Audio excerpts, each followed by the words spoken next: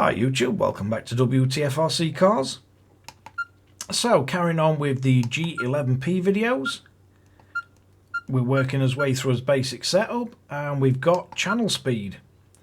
Now what this is useful for if you've got a servo that's way too quick for your application. For example, on your throttle, if you're a bit twitchy with your throttle finger and you want to give it a bit of damping and slow it down, this is where you've got to do it.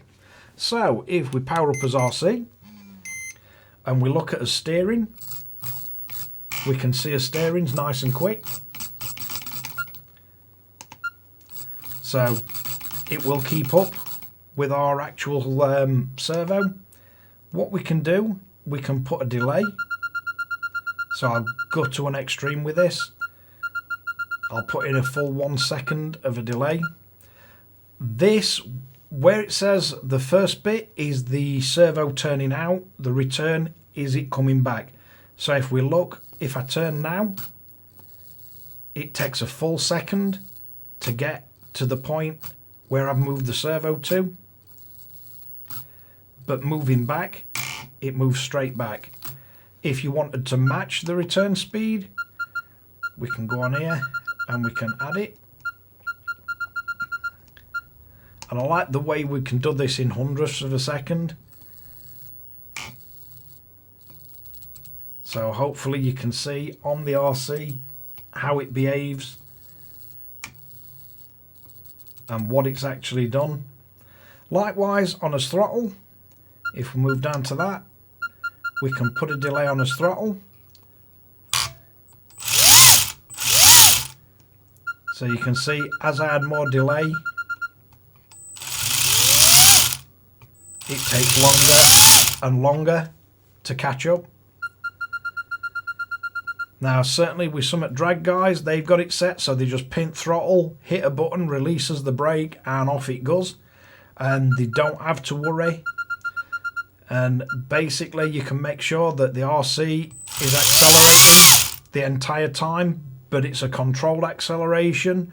Mix this with the curve with the different throttle points. You can basically make your car accelerate on its own with controlled steps, and you can time the steps as well. And exactly the same, you can do return speed, so that'd do it slowing down.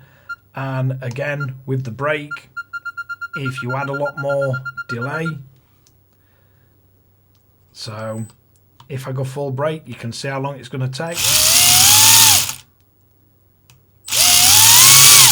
So you can see it will brake, but it just takes longer to get to the actual 100%.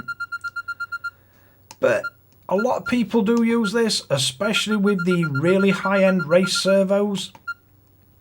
Sometimes on certain tracks, the full speed, full performance of the servo, especially if you're running high voltage. So if you're running high voltage servos or just generally really fast servos, sometimes the performance can be a little bit too much for the track you're on. And it is nice just to be able to add hundredths of a second delay. Just stops your car twitching all over or turning too quick. But yeah, that is the servo channel speed control. One thing to note on this, it's only available on the steering, throttle and brake. So on this current firmware, there's nowhere where you can add that servo speed to any of the channels. So you've only got your servo and throttle basically that you can add that to. But hopefully that clears up what that's for. And thanks again for watching Wtf Rc Cars. Don't forget to like and subscribe, hit the notification bell, share to friends and family, and catch you guys again in the next one.